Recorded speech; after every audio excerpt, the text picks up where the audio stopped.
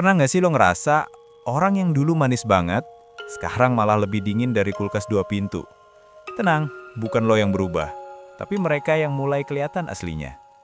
Oke, kita mulai.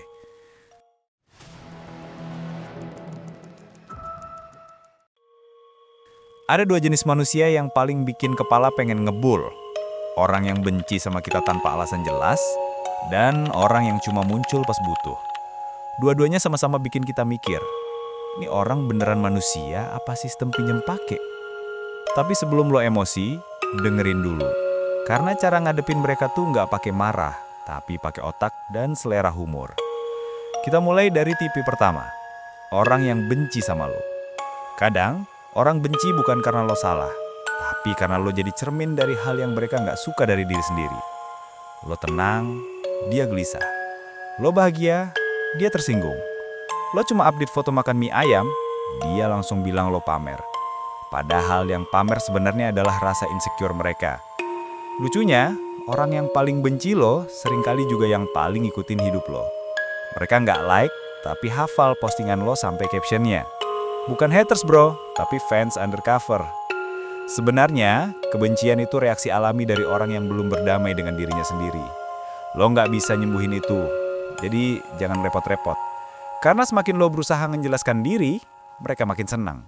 Haters itu hidup dari perhatian.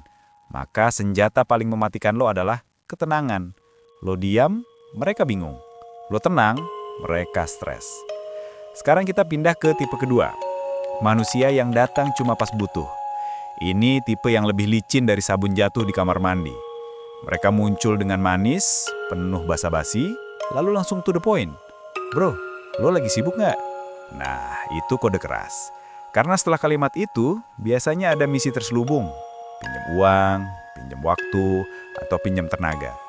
Setelah selesai, mereka menghilang lebih cepat dari notifikasi pinjaman online. Triknya menghadapi tipe ini simple. Bantu seperlunya, bukan sekuatnya. Jangan kasih 100% perhatian ke orang yang cuma ingat lo 10% waktu hidupnya. Lo boleh baik, tapi jangan bodoh. Lo nggak bukan pom bensin yang buka 24 jam untuk orang yang datang cuma pas tangki mereka kosong. Dan tahu nggak, hal paling lucu dari semua ini?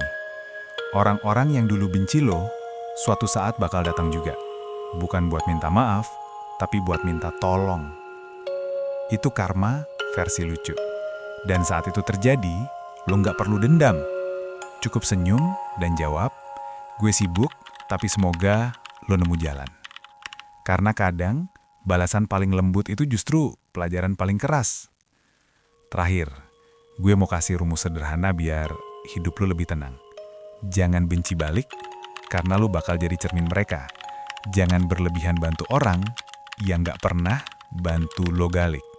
Dan jangan terlalu sering jelasin diri ke orang yang gak niat ngerti. Lo cuma perlu satu hal, buktiin lewat tindakan. Karena waktu itu guru terbaik. Orang bisa pura-pura peduli sebulan, tapi nggak bisa pura-pura konsisten selamanya. Biarkan waktu yang nyaring siapa yang beneran peduli dan siapa yang cuma numpang lewat. Jadi, kalau lo lagi di fase dikelilingi orang yang pura-pura, yang datang pas butuh, yang nyinyir tiap lo melangkah, anggap aja itu seleksi alam sosial. Semakin lo naik, semakin sepi, tapi juga semakin damai. Karena di atas sana, lo nggak lagi sibuk ngebuktiin, tapi sibuk menikmati hasil dari semua kesabaran lo. Dan yang paling keren adalah, lo nggak perlu ngomong, lihat, gue sukses sekarang. Cukup terus jalan dengan tenang, biarkan mereka sadar sendiri bahwa yang dulu mereka remehkan, sekarang udah terlalu jauh untuk dijangkau. Dan sekarang, bagian paling penting. Cara bijak menghadapi mereka berdua. Pertama, kenali pola.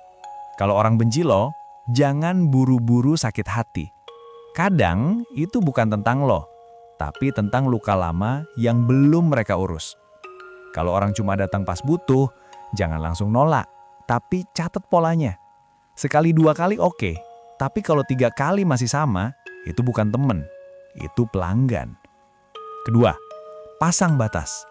Lo nggak perlu berantem buat dihargai. Orang yang benar-benar menghargai lo, nggak bakal nuntut lebih dari batas lo. Mulai biasakan ngomong enggak tanpa rasa bersalah. Kalimat maaf gue nggak bisa bantu kali ini, itu bukan dosa. Itu bentuk sayang sama diri sendiri. Ketiga, jangan bereaksi berlebihan. Dunia ini punya hukum aneh. Makin lo cuek, makin mereka penasaran. Makin lo tenang, makin mereka hilang arah. Jadi kalau ada yang nyinyir, cukup senyum. Biarkan mereka sibuk mencari alasan kenapa lo nggak tersinggung. Itu bentuk kemenangan paling tenang.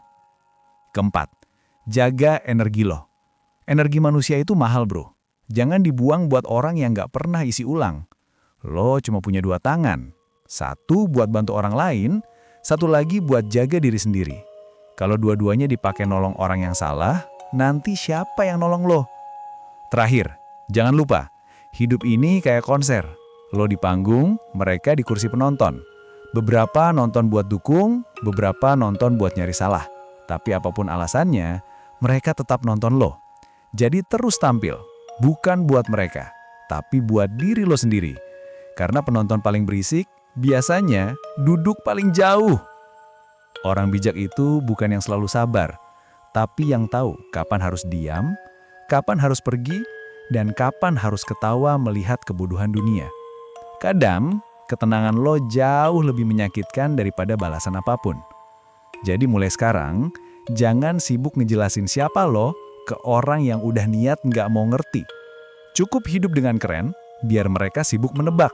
Karena lo nggak perlu disukai semua orang, cukup dipahami sama diri lo sendiri.